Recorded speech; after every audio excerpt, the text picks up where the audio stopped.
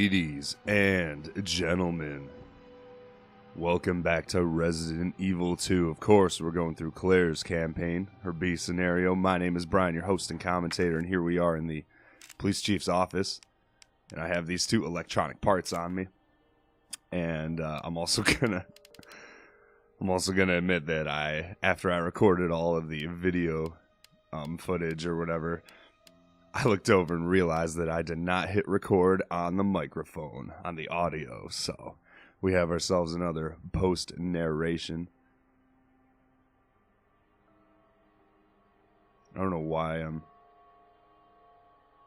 I'm looking at stuff, but alright.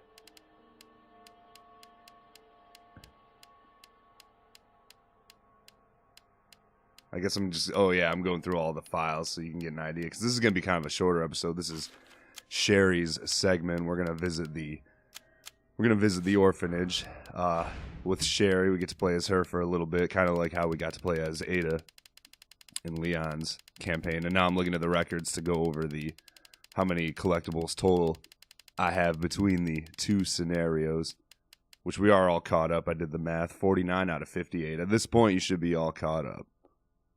49 files. And I forgot to get the Mr. Raccoon in that West storage little side room or whatever, which is funny because I was like, here it is, but I didn't want to shoot it because I didn't want to alert the zombies, so I left and took out the zombies and completely forgot about it. So I'm gonna go back and get that next episode before we leave the police station not for good. We're gonna come back later, but anyway, yeah, so I don't know what I'm doing right now. I totally forgot what all the narration was during all this, so I'm just kind of like filling in the blanks for you. I haven't done a post-narration episode in a long time. So the minimum amount of moves I think you can do on her second scenario is 11 to unlock that, or to complete whatever, that record for unlocking it in the minimum amount of moves, which I do show off here, so I do unlock it in 11 moves. And one more. Oh, no, but now we got one more. Which one is it? Oh, yeah, it's that one. We got to rotate that like 3 times. Boom. There we go. I was like, I think it was 3. It was. All right, cool. Let's check out this cutscene while I hit my bowl.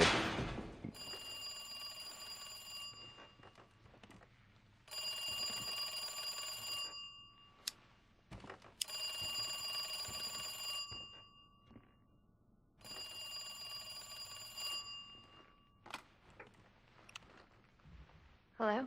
Good to see you again, Claire. We've got unfinished business. Oh, Dewey, Police Chief Brian Irons. You're a shit excuse for O'Brien. Stealing little girls. Where's that? In the neighborhood. You'll find it. Oh, God, I got a cough. Sherry all right? Now. I swear, you bastard, if you hurt her.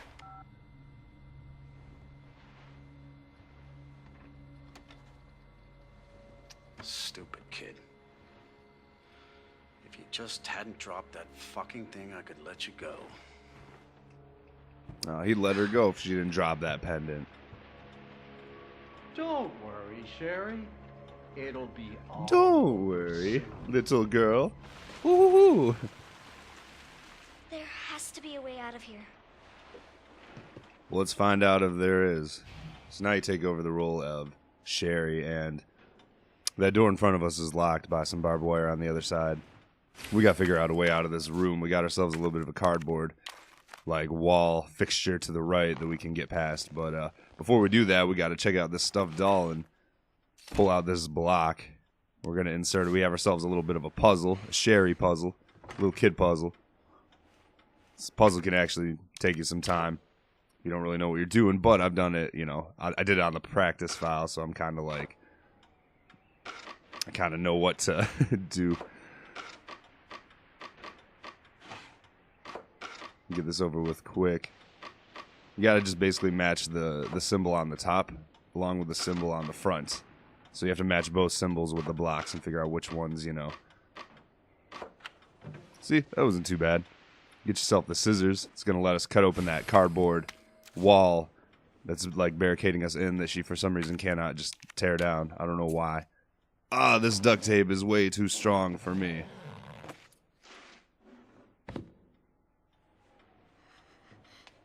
What is this? There's that room he was in when he called Claire. It's just right next door to Sherry's room. And if you go to this side, you'll see that there's the barbed wire there. Now, there's 3 files that we can get in the orphanage as Sherry. One of them we have to get as Claire, and actually one of them kind of crosses over, or 2 of them cross over. This is the only file you can get as Sherry, because you can only visit this hallway as Sherry when you're in the orphanage. So let's read it. Sally's diary. All right, Sally's diary, Brian. Next page. Come on. I'm probably like, oh, and then you got it. I'm like talking about some stuff. January 4th. Wednesdays are perfectically great days because we get snacks and ice cream. I hate that last place I was at. The teachers were all meanies. I was just study, or it was just study. And there wasn't no ice cream. I love it here. Nice double negative, Sally. There wasn't no ice cream. That means there was ice cream everywhere. Maybe not everywhere, but there was. January 10th, there was an important rule made today. Everyone must write a diary, get health checkups, and we ain't allowed outside by ourselves. It's good we don't have to go to school. I don't want to go and get picked up or picked on for my old clothes, especially not by the guy that used to wear them. Ooh. So wait, the guy that used to wear the clothes you're wearing is picking on you? January 16th. The orphanage director's coming today, so I'm gonna wear my most favorites, checkered blue outfit. The director's tall, the director has a mustache, the director is a policeman. So Police Chief Irons, I'm assuming. Especially considering the stuff that we saw. I don't know, little pamphlets and shit that we saw leading up to his office. So once you pull out this drawer, you're just gonna climb up and we're gonna go through this hole up here. That's how you get into that other room that was blocked by that bed or whatever. Like I said, you cannot go back into that hallway, so make sure you grab that diary while you can. It's the only collectible to get, like, specifically as Sherry, so nothing too crazy or major. Inside this bathroom here is where the 4th collectible will be in the orphanage that we have to get when we revisit as Claire, so that's the Claire-specific one. And in these little cubbies to the left here, right after crouching under this thing, is the Mr. Raccoon. I get a better view of him and kind of display him later on as Sherry, but we have to get him as Claire, and that's going to be the last Mr. Raccoon that we nab too.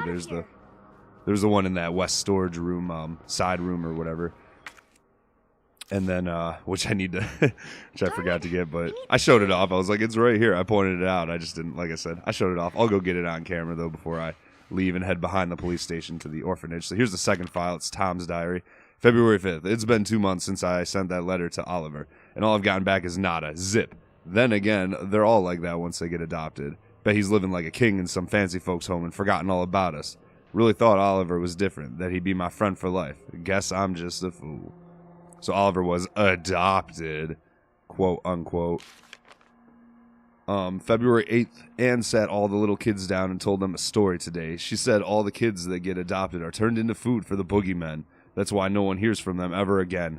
Not sure where she gets her ideas from, but she's sure got the mind of writing trashy horror novels. February 13th, there's something weird going on around here, and it's not just because of Anne's stories. Don't get me wrong, I've been in worse places, and this place is funded by some big drug company. And why can't we call people or go outside? Why are there so many doctors around? What's with these shots every day? It's almost like we're... ... He's figuring it out. February 14th, I'm getting adopted. Me.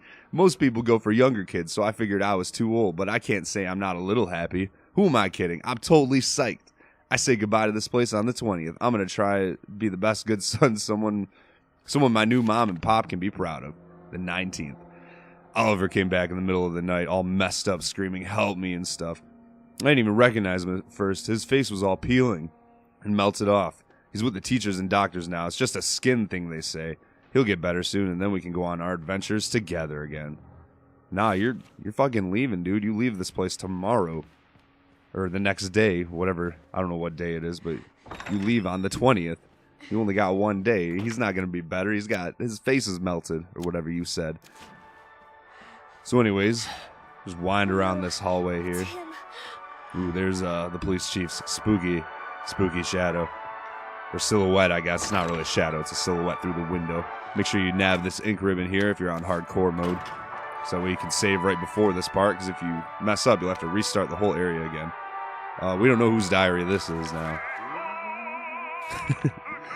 If you're reading this, go call police. Boogeyman's here, eating every Bobby. Many bark boogeyman's here. Alright. This kid cannot write. Must be very young. Help, they're coming. Help me, mommy. What do you mean, mommy? You're an orphan. You don't have, I mean, that, I'm not trying to rub it in their face, but you don't have a mom. How are you going to say, help me, mommy? Unless they were here, like, after the outbreak with other kids and directors, like, as a safe haven. You know? I don't know. Anyways, let's go ahead and nab this key so we can get the fuck out of here. Oh. Well, I guess it won't be that easy. I told you to stay put.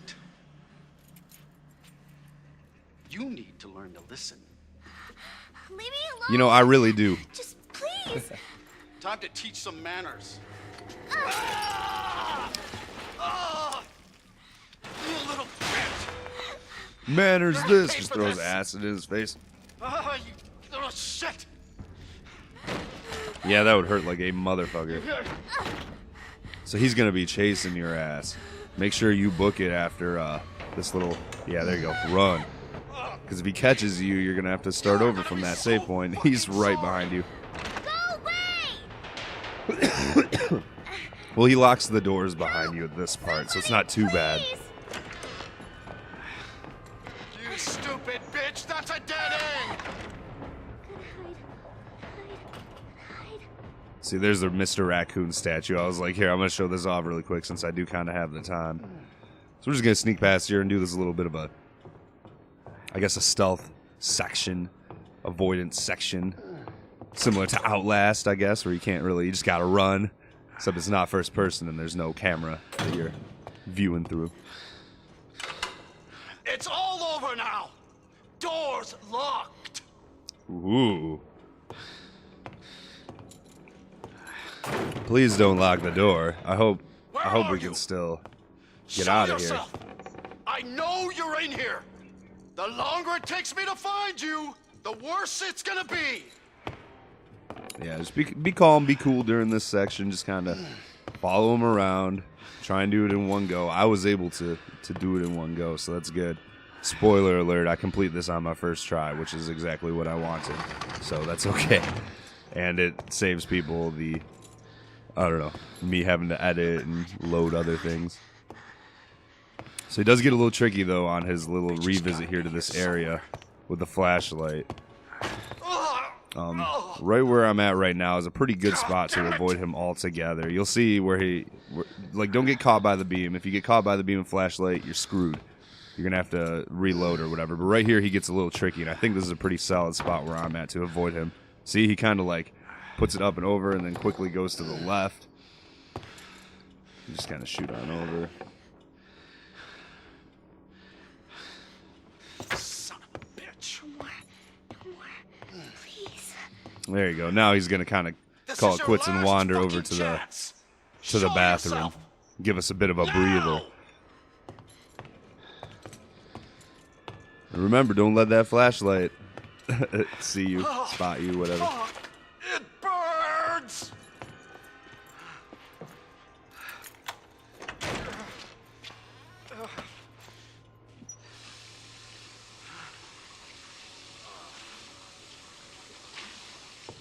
And you can see he left the key there in the little keyhole.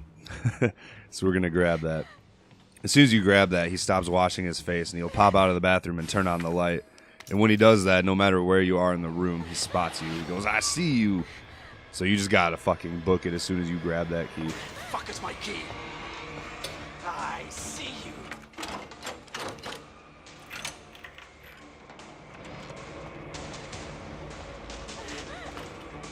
You got to haul ass, too, because he is going to be on your shit. You don't even have to unlock this door. I just do it to kind of show it off, because it's like, oh, you're supposed to run here and be like, now I'm out of here. Nope. Nope. Chain from the other side. Look at him just book it. All right, so then you unlock this door. And right after here, this is when I've been saying you got to haul ass the whole time. This is where you really got to haul ass because he'll, as soon as he busts through this door, he's going to be on you. So book it as soon as you can run. He is quick. Get over here, you little bitch. As long as you make it to this door before he catches you, you have completed Sherry's segment. And you can just watch the following cutscene.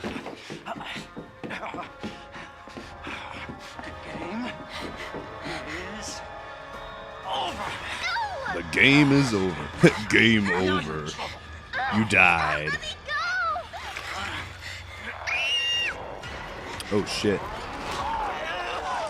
Oh god.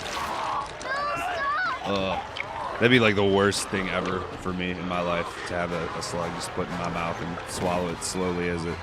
Ugh. Gross.